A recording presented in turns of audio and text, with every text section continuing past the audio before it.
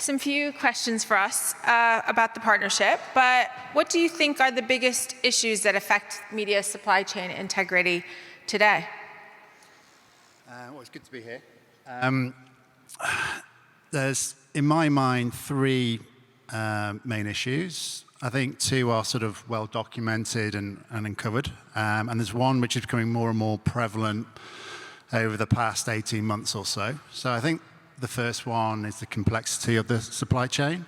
So we work in everyone here in PubMatic, a very fast-moving industry. There's a lot of innovation, which is great, but there's a lot of complexity. You can buy an impression in multiple different ways, and if you're not in the weeds of things, if you don't live this day to day, it can be quite challenging to keep track. So big areas around explaining the simplicity and the benefit of the supply chain. So that's the first one. I think that segues into transparency as well. So as a client, they want to understand exactly where their budget is being spent. They want to ensure that the majority of that's in working media. And the remaining non-working media budget, they want to understand what it is, why it is it making material benefit to my campaigns, driving performance, is it saving me money, etc. So we need to shine a light and explain every step or every hop of the supply chain. And those two are, I think, to the room are pretty quite common currency of discussion points. And the third one, which is becoming more and more interesting, is sustainability. Understanding the carbon footprint of the supply chain, understanding the methodology, how we measure. Clients have obviously net zero goals. WPP has a net zero goal in its supply chain for 2030. So we need to understand that. We need to move and help reduce the carbon footprint of the supply chain. So I think those are the three sort of areas that we're commonly addressing within GroupM. Do you think that these stem from one single piece, or do you think they stem from multiple pieces? I think they're all interconnected. I think it's, as a community, it's a collective responsibility. I think we all need to explain our value in the supply chain and to, I say, demystify some of the aspects. I think that we are doing that. I think, you look at something like the ISPA studies over the course of years where we're talking about the unknown delta, and that's being reduced in the last report, which is great. We still got a lot of work to do, but as an industry, we need to explain to our customers exactly the benefits and why they should be investing.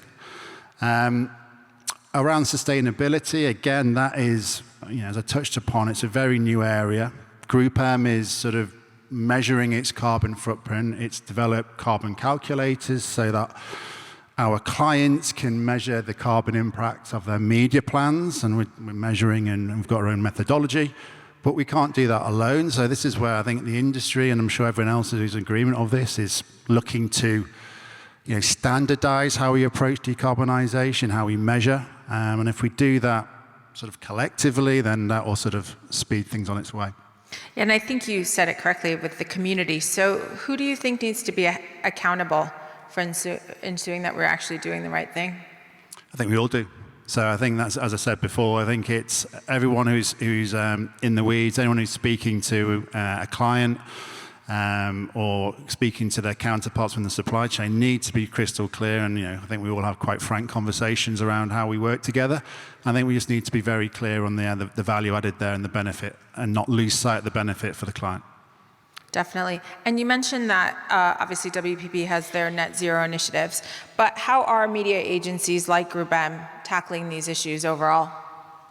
So we have a broader investment strategy called the Responsible Investment Framework. And with that, we sort of have 5 pillars of investment or criteria for how we invest. So we have brand safety, obviously. We're also supporting DEI initiatives. We want to support local publishers, quality content, quality journalism. We want to be an ethic use of data. But the final pillar is that sustainability piece. So we want to understand. I think the first piece is measure, right? We need to measure what our our inventory is, the supply chain associated to that, and then we've got to work with partners who can help us reduce. I know there's a lot of talk of offset, but I think where we really want to realistically go to is reduce. And we want to work with the industry, with counterparts across the agencies, the technology community, the trade bodies, to say, right, this is the sort of how we're going to measure an impression and the carbon emission around that. And then we can collectively explain to clients how we can achieve their goals. And is that your definition of then the responsible supply chain? Yeah, I think that touched upon all of that. I think, when we look at the supply chain, then that is the criteria. And I think it's pretty self-explanatory. That's a global strategy. We ask the local markets and we strike partnerships particularly to help enable that. And then, the local markets can lean into the various different aspects depending on the marketplace, the client needs, etc. And if you do that across the board and you add the transparency layer and the simplification of the supply chain aspects as well, then I think you're starting to be in a good place. Yeah, and going back to that transparency, how does transparency then stitch through that? There's a couple of ways to do that. We've talked about it from a sort of conceptual point of view. I think where we've made a large amount of work over the past probably 8-9 years is actually bringing that to light and shortening the supply chain, developing our own efficient supply paths. We've got the GroupM Premium Marketplace. People might be familiar with that. That's where we curate our own quality inventory at a local market level. We have that across the globe, and PubMatic is one of our partners in this.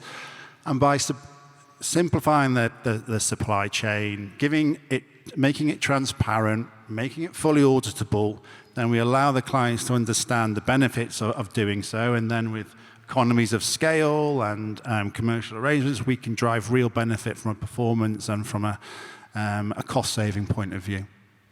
And where do you see the future for that? Like, what's the evolution then past the marketplace?